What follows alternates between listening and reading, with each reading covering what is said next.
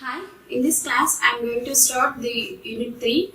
The Unit 3 topics are here. The syllabus of Unit 3 is linear and non-linear applications of op-amp. Here, in this linear and non-linear applications of op-amp, we have syllabus of inverting or non-inverting amplifier and integrated and differentiated difference amplifier, instrumentation amplifier and AC amplifier, and the converters, current to voltage converters and voltage to current converters, and the non-linear function generators, and the comparators, multivibrators, triangular and square wave generators, and the log and the anti-log amplifiers and the precision rectifiers. This is the syllabus of Unit 3. In this session, I am going to explain about the inverting and non-inverting amplifiers by using these linear and non-linear applications of op-amp. So here, in the first, I am going to explain about the ideal inverting amplifier. This is the circuit of ideal inverting amplifier, and then I am going to explain about ideal non-inverting amplifier. So here, first of all, I am going to explain the ideal inverting amplifier by using this circuit. So here, this is a circuit for ideal inverting amplifier. So here, in this class, ideal inverting amplifier means ideal inverting amplifier. Ideal inverting means changing. That means input is changes with respect to output. So here in this ideal inverting amplifier, the statement of an using the ideal inverting amplifier means inverting amplifier amplifies input and produces, and inverting amplifier produces 180 degrees phase shift between input and output. That means input is here. This is an VA, but output is 180 degrees phase shift. When we are using this ideal inverting amplifier, input is starting from here, but output is coming across with the negative sign. That is the using of ideal inverting amplifier. The output is triggered like this. So here output VA is starting from positive sign, but it is 180 degrees output. That means V0 is 180 degrees phase shift. So it is the ideal inverting amplifier. So ideal inverting amplifier amplifies the input signal and produces 180 degrees phase shift. How it will act? So I am going to explain about this. I am going to take ideal inverting amplifier circuit. Ideal inverting amplifier circuit here. And applying some rules, some KVLs to this ideal inverting amplifier. So I am going to take this circuit here. First of all, this is an op-amp. For this, it is a non-inverting. Sorry, it is an inverting, and this is non-inverting. So here, for this inverting circuit, RI is the input, and the VA is for the inverting. I am going to apply the input. So here, for the non-inverting, I am going to apply ground for these non-inverting amplifiers, and the output is V0. So I am going to take here in the ideal inverting amplifier closed loop RF. I am going to take the closed loop for designing of an ideal inverting amplifier. So here, this is a node A and this is a node B. So here the current flowing through this RI is I, and the current flowing through this RF is taken as an I1. So here the voltage across this node A is VA, and the voltage across node B is VB. VA and the VB are the voltage signals across node A and node B, and the current flowing through this node A is taken as an IB. IB is current flowing through this inverting from the node A. So IB is taken as an 0. Current flowing through this inverting terminal, IB is taken as 0. So here IB is taken as 0. The current flowing through this is IB. that is equals to 0. We have to consider like this. So here from that circuit I am going to explain. Here we already know about what is an ideal inverting amplifier. It amplifies the input signal and produces 180 degrees phase shift. Inverting means it produces the phase shift from the input. So there is an phase shift between input and output. So from the circuit I am going to write like this. Here VA is equals to 0 and VB is equals to 0. Why? Because due to virtual ground concept, virtual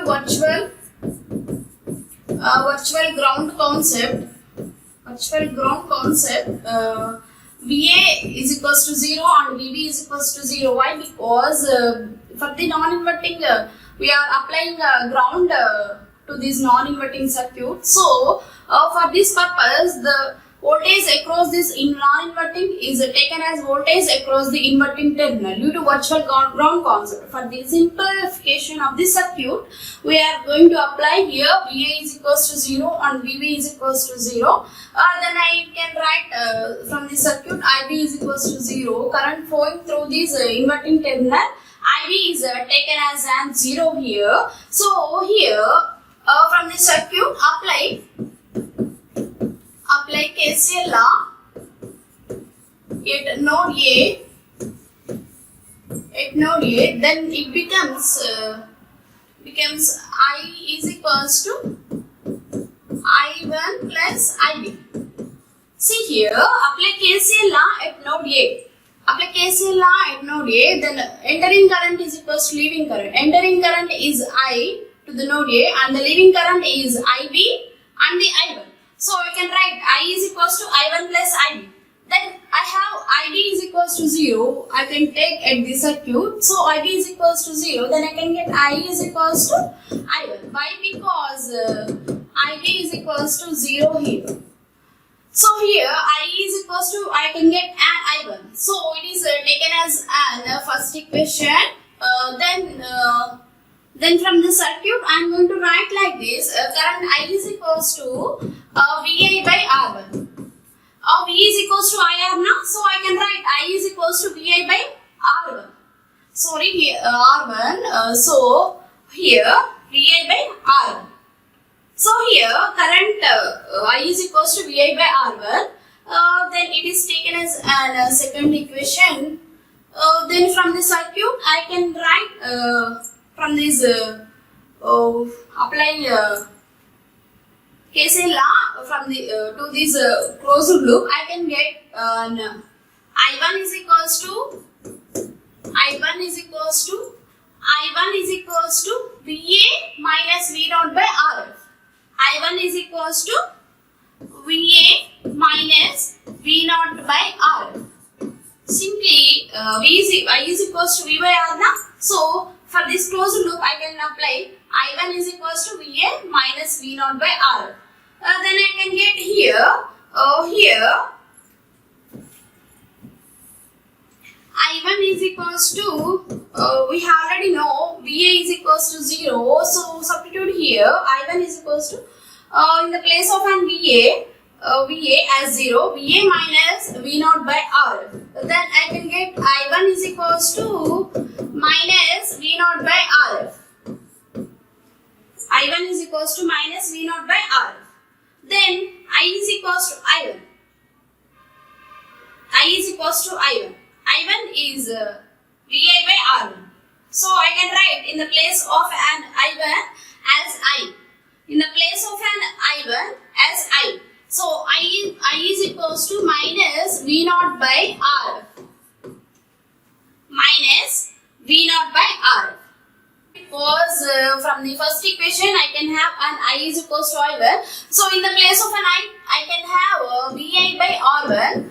So VI by R1 is equals to minus V naught by RF. Then V output. Output is equals to, I can write like this, minus RF by R1 into VI. So here output is in the terms of a negative sign, minus of RF by R1 into VA. So here by using these V output I can get an output ideal inverting amplifier. So here sign change, if you sign change if RF is equals to R1, if here in the output V output is equals to RF, if RF is equals to R1, then I can get and V output is equals to -1. That's it, minus V1, minus VA. Why? Because output, if RF is equals to R1, I can get and V output is equals to minus VA. That means there is a changing, output is changing with respect to input. Output is changing with respect to input. See here, if you do input like this, the output will be changed like this. Input is given like this, output will be changed like this when we are using this ideal inverting amplifier. So here we can already tell that about 180 degrees phase shift here by using this ideal inverting amplifier. When this RF is equals to R1, then we can get an output, V output is equals to minus VA. So here VA is given like this, but output is 180 degrees phase shift. That is by using ideal inverting amplifier, the output is like this. So here the output V output is equals to called as an ACL, closed loop gain is equals to minus RF by R1 into VA. So here you can also write like this, ACL is equals to minus 1. When ACL is equals to minus 1, that means RF by R1, it becomes common closed loop gain becomes minus 1. So here, due to this negative sign, the input is changes like this. That is an ideal inverting amplifier. So here, I am going to explain about what is the difference between ideal inverting amplifier and the non-inverting amplifier. So here, scale changer. In this ideal inverting amplifier, there is also scale changer. That means here a constant value is RF by R1. So RF by R1. Scale changer when RF is not equals to R1. That means this is 2, this is 5. Then RF is not equals to R1. Then it becomes, when RF is not equals to R1, this is a constant now. This is a constant term. RF by R1 is constant term. So here V output is equals to minus KVI.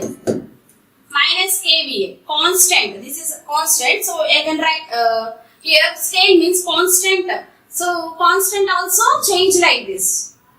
When RF is not equals to R1, then output becomes minus KVA.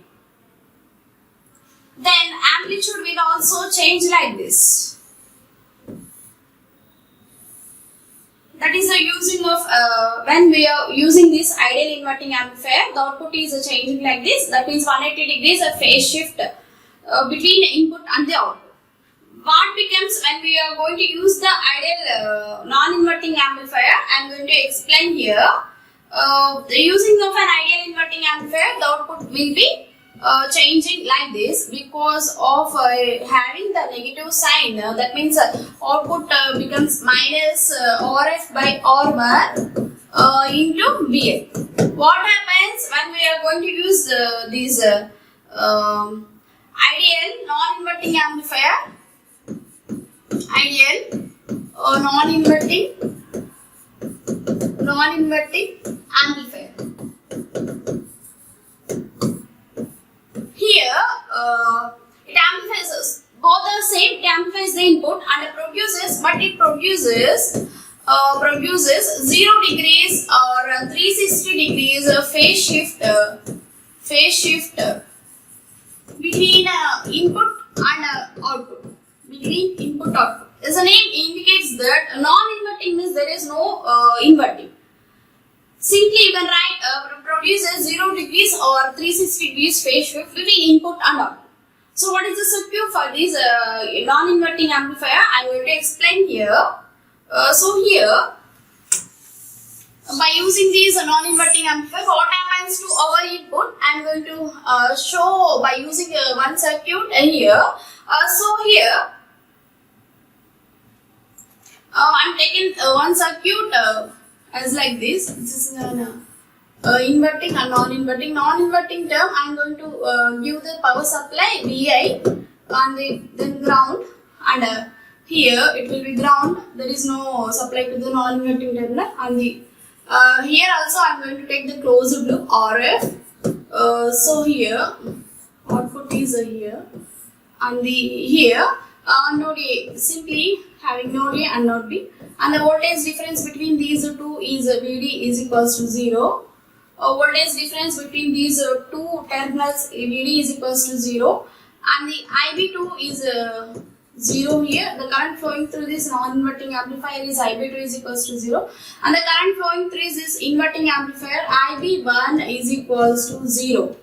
The current flowing through this inverting amplifier is Ib1 is equals to 0, and the current flowing through this non-inverting amplifier Ib2 is equals to 0. So here, due to the virtual ground concept, Vd is taken as 0. The voltage difference between these two nodes is taken as 0 in the non-inverting amplifier, and Ib1 is the current flowing through this inverting amplifier. Ib1 is equals to 0, and the current flowing through this non-inverting amplifier Ib2 is taken as 0. So here the voltage Va is equals to Vb is equals to how much? So here the voltage across the node A, Va is equals to Vi. Why? Because here for this non-inverting amplifier the voltage applied here Vi, and the voltage applied for the non-inverting amplifier is taken as voltage applied for the inverting amplifier and as well as the non-inverting amplifier, non-inverting node. So Vb is equals to Va. So here what happens to the output when we are going to use the non-inverting amplifier? Let us show. So here it is an R1. So here I can apply the voltage divider rule.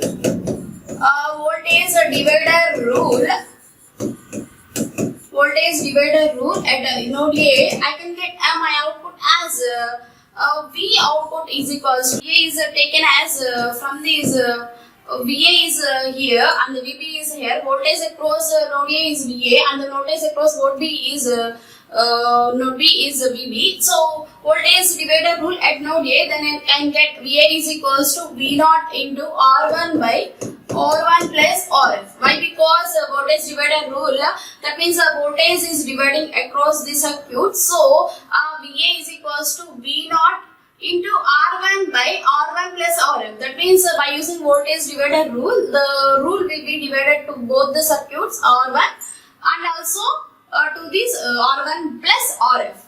The voltage of Va is equals to the voltage across this node A is Va and the voltage across node B is Vb. So I can get and V naught into voltage divider rule at node A R1 by R1 plus Rf. Then I can get V naught in the place of an Va due to virtual ground concept. Due to virtual ground concept, Va is equals to Va and the Vb is equals to Vi. Why? Because voltage across the both Va and Vb is Vi. So in the place of an Va, I can substitute Vi. Va is equals to V naught into R1 by R1 plus Rf. Then I can get an output V output by Va is equals to R1 by R1 plus Rf. Then I can write like this: V naught is equals to Va of 1 plus R1 by Rf. 1 plus R1 by Rf. V output is equals to Va of 1 plus Rf by Rf. See here, the output will be in the form of an positive sign only. Positive sign only. Output will be in the positive sign. Output is in the form of a positive sign. So there is no change in the input onto the output. Why? When we are using the non-inverting amplifier, there is no change between this input and the output. That's why it produces the phase shift of 0 degrees or 360 degrees. I am telling here. Positive sign means the output will be when we are giving the positive